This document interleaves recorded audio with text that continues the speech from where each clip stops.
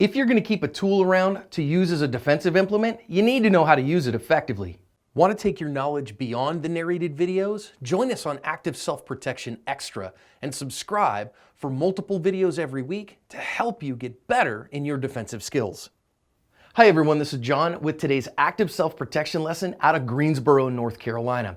Here we're going to see a clerk who is going to fight back against a robber who is armed with a golf club.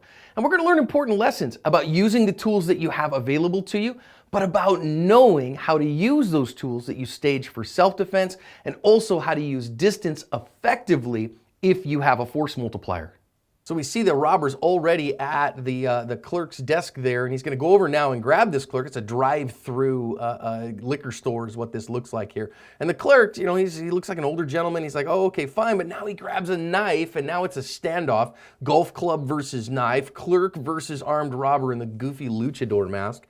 And he's going to kind of paw at him there with the knife while the guy's trying to open his register and then grabs his golf club. Well, it's going to be a strength fight for the golf club here, and the armed robber, Nacho Libre, there is going to have the golf club by its handle, so he's going to be able to hold on to it. But now it's kind of a bullfight. You see that the clerk has a something in his hand there that he's using as a shield to keep that guy at bay, and the guy's going to come around here and grab it, and now the clerk's going to bash him with that, and then realize that he has the ability to run off, and so he's going to do so. Now that's going to give the armed robber an opportunity here to take his golf club and grab the register by its cords and then just run off with it, and this one's over there.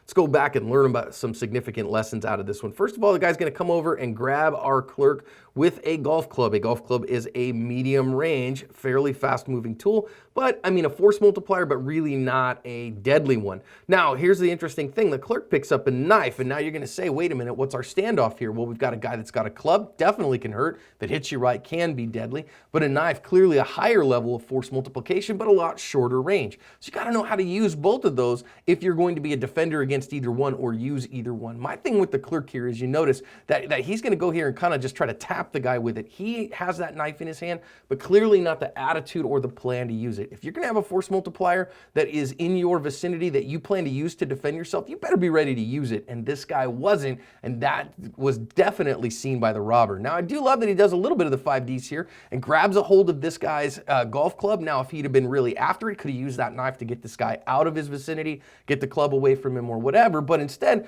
it's the guy that's got the golf club by the handle that's going to be able to pull it back away from the guy. And we see this strength battle here that's going to pull him over the counter that does exactly that. So if you're going to try to disarm a robber, you better go with speed, with surprise, and with violence and go all the way. Now, I do like the fact that this guy does have some kind of a shield against a bat-like, a force multiplier like a golf club, kind of keep him a shield away from him there, but he kind of gets rid of it. But I do love the fact that he recognizes here that he can get out of the danger zone, and that's always your best bet. Man, if it's about money, just get the heck out of there. The money's insured, the stuff is insured. Get out of the danger zone if at all possible. So the lessons in this one are to make sure you know various force multipliers. If you keep a force multiplier available, you better be ready to use it and have the knowledge and skills to use it as well. And you better know how various multipliers work and how to get out of the danger zone to cover your asp.